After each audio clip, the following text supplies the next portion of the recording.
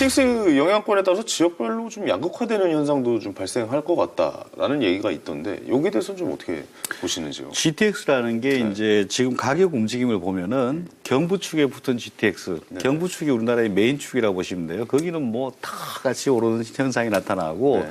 상대적으로 소원했던 지역들, 그 지역은 GTX 여기 생기는 지역 주변으로 한 400m, 500m 정도에서 가격이 폭등한 양상이 있고 나머지는 이제 눈치 보기 하는 게 아니냐.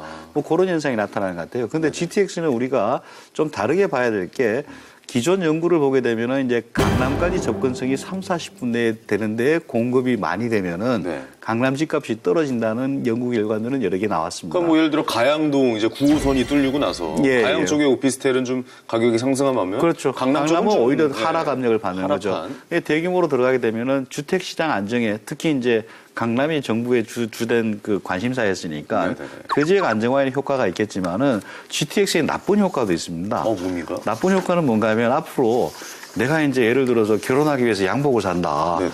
그러면 이제 그 뭐 남양주나 이쪽에서 사야 되는데 GTX 타고 아주 큰 서울 시내 한복판에 있는 그런 데 가서 살 수도 서울로 있다는 오겠죠. 거. 그렇죠. 예, 그렇죠. 그게 이제 빨대 효과라 해가지고 오히려 쭉 빨려 들어가는 효과가 그러니까 있어요. 소비는 서울에서 하고 그러니까 이제 주거만 그 예. 라면은 뭐 그 동네에서 사겠지만 네네. 라면 같이 편의품 같은 것들은 네네. 근데 이제 아주 가끔씩 고가를 사거나 이런 것들은 그쪽으로 하고 네네. 병원들도 양극화될 수 있습니다. 그렇겠네요. 예. 그 지역 병원은 이제 좀 그 중증 환자는 점점 줄어들게 돼서 응급 대처 능력이 떨어지고 점점 서울로 몰려서 서울은 더 힘들어지고 네네네. 그 대신 이런 효과도 있어요 또 나쁜 효과인데 좋은 효과는 서울 도심에 오피스 가격을 견디지 못하다가 네. 외곽으로 빠지는 경우도 나옵니다. 그렇죠. 교통이 좋아지니까. 네.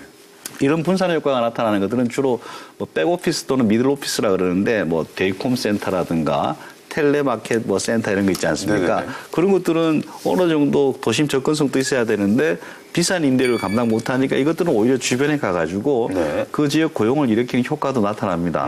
그 대신 더 고차 기능 같은 경우에는 오히려 도심으로 오는 경우가 많아요. 어떤 기능이요? 그 헤드쿼터 기능 같은 경우에는 예전에는 판교에서도 됐지만은 판교에서 강남까지 이제 한 15분 만에 가지 않습니까? 그러면 여기는 그냥 그 R&D나 이걸 남겨두고 헤드쿼터는 그쪽으로 가자. 금융 같은 게 이쪽에 더 인프라가 좋으니까. 메인은 그쪽으로 가고. 그래서 이제 예. 집중과 분산이 보통 동시에 일어나요. 네네네. 그래서 이 효과를 이제 정부에서도 이걸 뭐 알았는지 여기에도 이제 그 헤드쿼터 같은 저 스타트업 기업이라든가 어떤 첨단 산업을 유치해가지고 그 집중되는 것들을 좀 완화하고자 하는 그런 노력을 펴고 있는 것이죠. 네네네. 그래서 GTX를 종합한다면 산업에서는 집중 분산 효과가 같이 나타나고 가격은 안정 효과가 있고 뭐 그런 식으로 대강 요약이 될 겁니다. 그렇군요. 아까도 잠깐 좀 이야기를 나눠봤지만 GTX가 사실 그 완공이 그렇죠. 제 날짜에 예. 이 될까라는 좀 의문점이 좀 생겨요. 예. 여기에 대해서 오 소장님은 어떻게 생각하세요? 우리가 한 번도 저는 뭐 국가산하행사나 뭐 용산 뭐 미군기지 뭐 옮긴다. 지금 몇십 년째 거기 그렇죠. 그대로 있고 뭐 지하철 몇 호선이 지금 여기까지 뚫린다. 예. 고속도로가 어디 세종부터 뭐 어디 예, 구리까지 그렇죠. 뚫린다. 이게 뭐 날짜는 발표되는데 그 날짜에 되는 건 한 번도 못 봤어요. 저는 또 GTX가 과연 언제 완공돼서 신도시 전에 생긴다고 뭐 이게 공약을 하겠지만 그거 어디까지 믿어야 될지는 잘 모르겠어요. 엄 소장님 어떠세요? 그러니까 그게 일단 뭐 그렇게 일단 정부에서 발표를 한 거니까 일단 그거에 이제 맞추려고 최대한 믿어야죠.